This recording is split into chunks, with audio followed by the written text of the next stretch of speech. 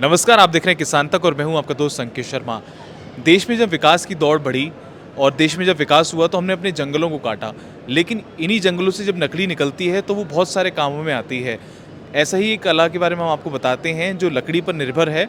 और आप ये देखेंगे कि यहाँ पर जितने सुंदर सुंदर ये जो इस समय टॉयज़ हैं या अलग अलग छोटे छोटे कीरिंग्स हैं, ये सब उसी लकड़ी की देन है। उसी लकड़ी से कलाकारों ने इनको अपनी मेहनत से, अपनी क्रिएटिविटी से ढाला है। क्या कला है, कहाँ से आई है, कैसे इस पर काम होता है, इसके बारे में हम जानेंगे। हमारे साथ मौजूद हैं रामेश्वर सिंह जी। बहुत बहुत स्वागत है रामेश्वर जी आपका किसान तक चैनल पे। जी जी। मैं रामेश्वर सिंह और नेशनल अवार्डी और मास्टर क्राफ्टमैन वुडन टॉयज़। मेरा ये कला बनारस की है, जो कि बनारस कला वुडन टॉयज़ बहुत मशहूर है। हम लोग इस कला को, इस लकड़ी को कोरिया लकड़ी से बनाते थे पहले। 1934 में बंद हो गया और बंद होने के बाद में हमने यूकेलिप्टस लकड़ी का प्रयोग करना शुरू किया, तो उससे आज तक ये काम चलते चला आ रहा है। बनारस का जो कला है, ये वेस्टेड वुड पर हम लोग काम करते हैं। जो जलाने की लकड़ी होती है उसी पे काम करते हैं। हम लोग कीमती लकड़ी यूज नहीं करते हैं। जी।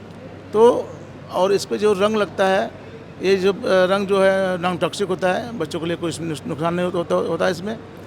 और हमारा जो लकड़ी खिलौना है देश विदेश सब जगह पर लोगों को अच्छा लगता है और ज़्यादा लोग परचेज करते हैं।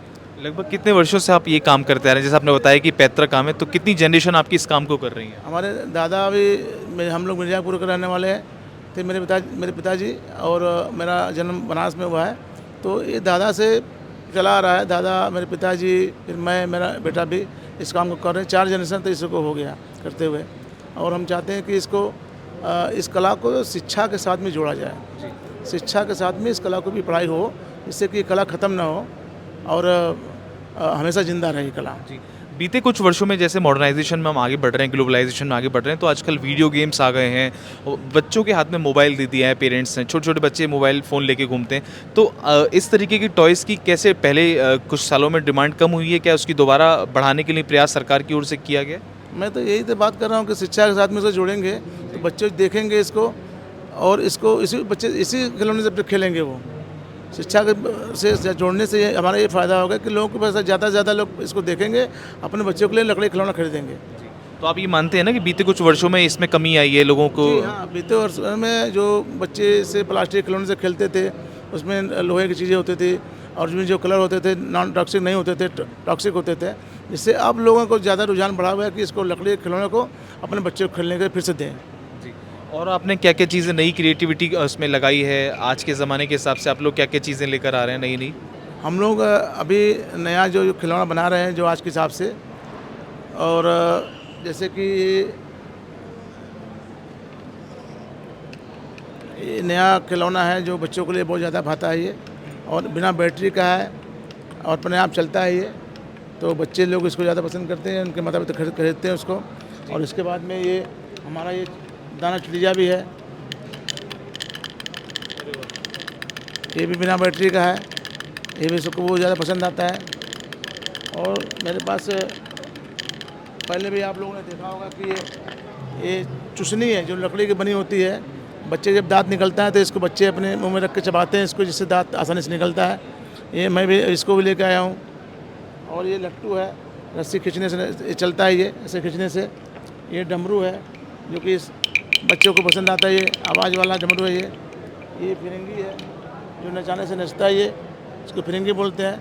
तो ये सबको अभी भी लगता है कि बहुत चीज़ें जो लोग पहले देखे थे मैं अभी लेके आया हूँ, वो भी पसंद को आ रहा है। ये यहाँ आने से अपने बच्चों के लिए ये सब परचेज करके वो ले जा रहे हैं। वो लोग भूल गए थे कि लकड़ी खिलौना ख़त्म हो गया है, लेकिन अभी देखने के बाद बहुत उनको उत्सुकता हुई और ज़्यादा उन्होंने परचेजिंग किया है यहाँ पे। तो क्या प्लास्टिक की जो वो आते हैं, जो टॉयज़ आते हैं, और जो लकड़ी वाले जो टॉयज़ है जो आप आर्टिशंस बनाते हैं, कलाकार बनाते हैं, तो उसकी क्या कॉस्ट में डिफरेंस काफ़ी आता है? किस तरीके से लोग मतलब स्विच कर रहे हैं इस पे, ऐसा क्यों हुआ है? आज के ज़माने में लोग, बच्चा सर्वोपरि होता है, बच्चे की जान खतरे में न पड़े, इसलिए प्लास्टिक खिलौना उनको इनकार कर रहे हैं। लकड़ी एक लकड़ी है, इसमें कोई तरह का न पॉइजन होता है, न इनमें हम लोग जो कलर लगाते हैं नॉन टॉक्सिक लगाते हैं। इसलिए ज़्यादा हम लोग को लकड़ी खिलौना को लोग एडवांटेज देते हैं।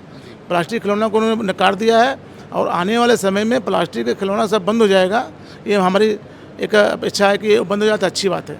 सरकार की ओर से क्या मदद मिल रही है आपको? जैसे सूक्ष्म उद्योग में आता है तो किस तरीके की अगर लोन फैसिलिटी होती है या जैसे स्टॉल लगाने होते हैं, जगह जगह लोग अवेयरनेस कैंपेन करने होते हैं, तो सरकार की मदद से क्या मिल जो रही है? अभी हम आपके सामने पे जिस दुकान पे हम लोग खड़े हैं, ये जीआई फेयर है। जीआई फेयर में हम लोग को भारत सरकार ने ये दुकान फ्री रखा हुआ है, हम लोग को होटल में रहने की व्यवस्था फ्री है, आने जाने का टिकट भी फ्री है हम लोग का है, तो ये सब फ्री है।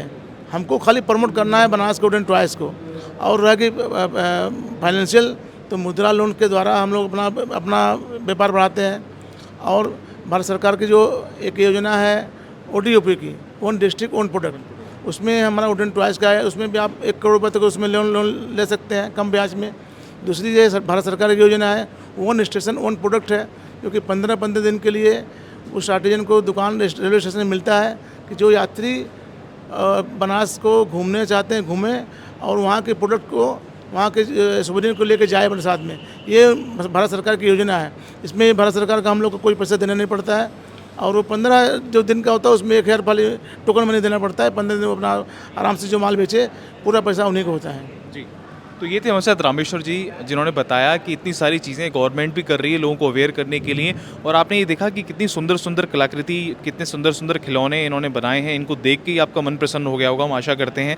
तो आप भी प्लास्टिक टॉयज़ से अपने बच्चों को दूर रखें। जो हमारे देश की कला है, जो हमारे देश की लोकल संस्कृति है, ट्रेडिशन है, उसको बचा कर रखें, उसको संजो कर रखें, और अपने बच्चों को भी उसके प्रति अवेयर करें। कॉस्ट में कुछ ज़्यादा कुछ रेफरेंस नहीं है। अगर आप इस तरीके की प्रोडक्ट्स खरीदेंगे तो हमारे देश की जो कला है, हमारे देश के जो कलाकार हैं, जो आर्टिस्ट हैं, जो इसको कला को बरकरार रख रहे हैं, अपने जीविकोपार्जन के लिए अभी भी इसी क्रम में आगे बढ़ रहे हैं, तो उनको भी काफ़ी सहायता मिलेगी। ऐसी और भी दिलचस्प खबरों के लिए आप देखते रहें किसान तक। धन्यवाद।